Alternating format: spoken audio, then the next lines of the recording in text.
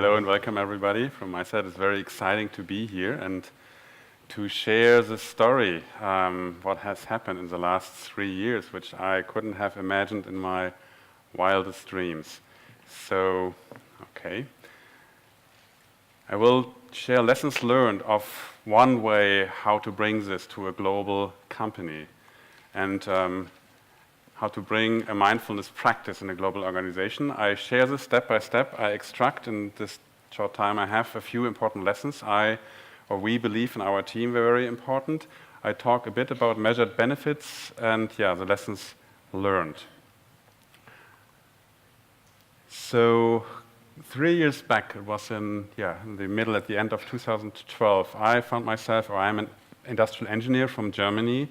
I'm now 17 years with SAP, and about 10 years ago I found mindfulness found its way in my life, and for the first years it was a very private thing, but I realized how much it helped me in my role as a program manager running large-scale software implementations, how it helped me to settle myself, to be more calm, to how it shifted the way how I perceived relationships, and on and on. And I came to the conclusion, step by step, I would like to find a way to bring this to SAP.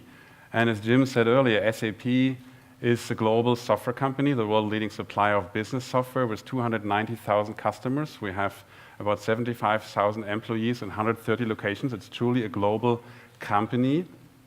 And one other number, so about a little more than 75% of the global GDP is being touching an SAP system somewhere along its value chain. So it's a truly influential company, and it's an engineering-based German company. So that 3 years later, and it was actually not just me, but a few others. When I started this journey, I knew 2 more people, or 3 more people who also had a meditation practice over there in Germany. That 3 years later, we are like this, so that we have taught it to now 1,600 attendees, that we have a wait list of 3,000 people. We teach a 2-day class, I talk about this in a minute, that we are building local communities of practice. We will have about 15 practices by year end. We have taught it in 21 locations in 14 countries. And it goes on. So this is, as I said, I wouldn't have believed that this is happening and that I become SAP's first director of mindfulness. I'm still in awe. This is so. Let me extract a few principles what we believe helped. The first is find a leader and start building a community, which means find someone who is able, who believes this, who embodies this, who has an own deep practice, but who is also able to explain it to the company, who explain it to your leadership, but also who is able to gain followers, so he can sell it. And find someone who is willing to be persistent, and it takes some courage. I mean, still today, it's rather an exotic topic in this huge company, and it's not that they're all along red carpets, so you have to really want to bring this to the company, and it's also important to start with a big vision, how this should look like in a few years. One of the parts of the big vision I created was, if I want to roll this out and scale this, I need to have other people around me. I can't do this on my own. So it's about, in the very beginning, attract a team of like-minded people. And luckily, as we have such a big company, there are actually many people who are successful in business and they have a mindfulness practice. And so some of these people became our first teachers and multipliers. So deep experience, as I said, in mindfulness and success in business, and the language of the company, I think, is one key success factor. And by doing this all around the world, so getting people from different parts, this also helps to bring it into the culture, to shift the culture of the company. Because how do you shift a culture? By shifting the behavior and the mindset of each single person. So if you have multiplier on the ground throughout the organization, this helps. And here's this African proverb: if you want fast, walk alone. If you want to walk far, walk together. Second, create a specific pitch for your organization. And the very first step there is listen, learn to listen. So we all have our stories why mindfulness is helpful, and of course there's a lot of proof, but it's about understanding what are the issues your senior leadership is facing. What do they want to change? Where can it help? So really listen first and link it to the objectives of your organization.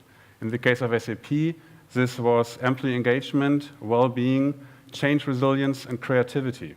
And we made a case for this. Another important point, I believe, is that you speak more or also about that it enhances the potential of your employees and not just to cure deficiencies. So often mindfulness is only placed in the field of well-being. I think it's beyond that. And specifically, if you want to address it to senior leaders who define themselves about the fact that they are stress resilient, they're sometimes not it attracts them not too much that this is all about well-being. And if you tell them it enhances your skill, it makes you stronger as a leader, that you can walk in difficult situations and regulate yourself, this is where I think you get senior leaders better in the boat. And then business language. So I also came to this in retreat centers, and I had my love for the practice, and I had to learn that you have to really make it in a very secular way, that it finds its place in the business. And this is one of the examples I learned. So in the beginning, when I did my sales pitches, I found this picture, I found it great, and I went to one of our senior executives and to explain what I wanted to do, and she said, you know, even seeing this picture, I don't want to be in your program. So I learned, okay, my love is not her love, so it's really understanding how to talk to the people that you get them into the programs. I like to speak of the Trojan horse, right? How to shape it and how to label it so that you get it into the organization. Third step, select a strong mindfulness program. There are a few out in the market.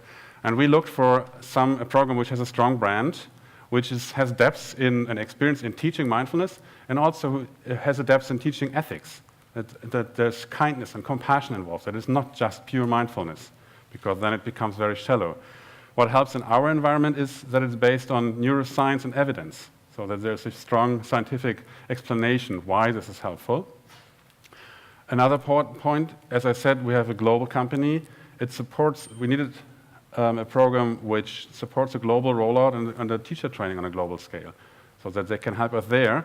And it's close to SAP's high-performance culture, and we heard already with whom we choose. So we choose a program which got developed at Google, and Google's culture in terms of the employees they're having has a lot of similarities to SAP.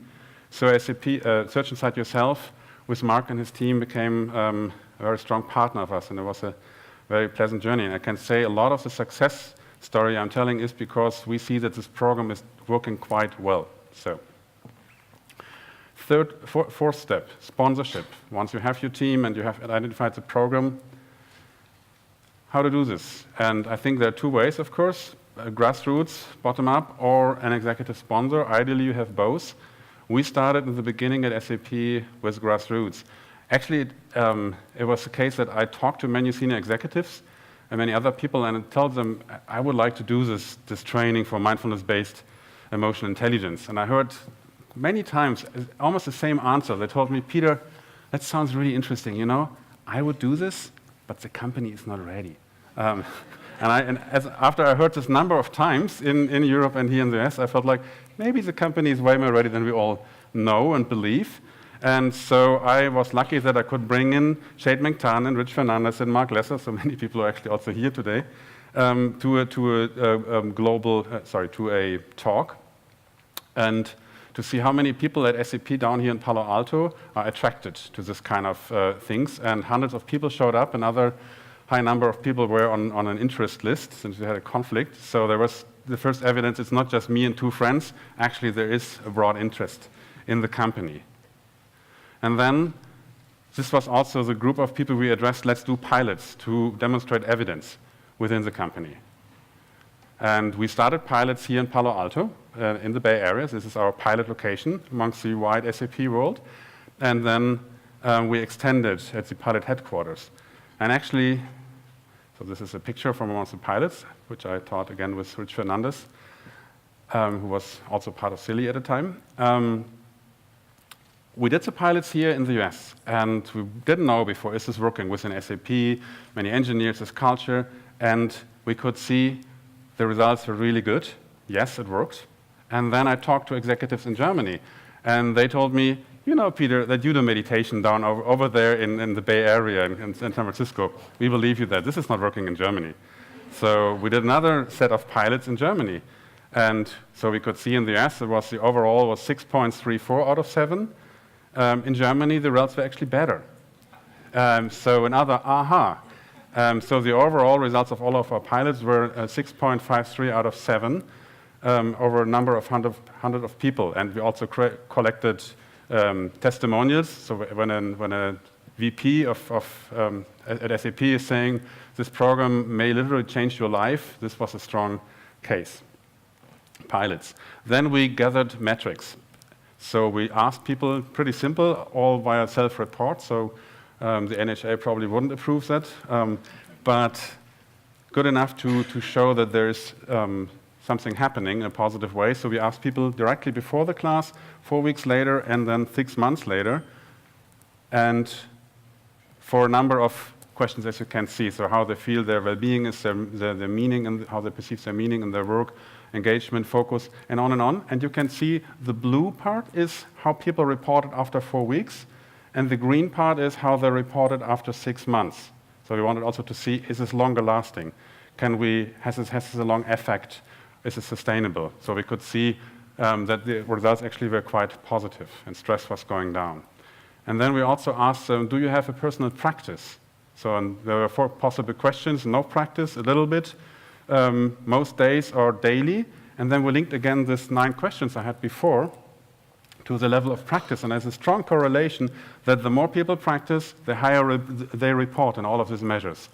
So another data point. Here's some of the feedback highlights, so that people felt the company is supporting them, they feel valued, it helps them increasing their resilience, and on and on. And we share the slides later, so you don't even need to take pictures. You can see this. So next step was gaining momentum, collecting data and testimonials, of course. Waitlists, keep it special, but also have waitlists. And this helped me a lot to show that there's a huge demand. As I said, after 1.5 years, we had a waitlist of 1,500 people, and this is where it shifted from a grassroots to a global sponsored program. Today, we have more than 3,000 people on our waitlist, and we don't even do much marketing anymore in the company because it's hard to fulfill, and people already get a little frustrated that it takes so long to get in the class. And we built support groups on-site and internally. And the on-site support group, I mentioned our teacher group, is a very important thing.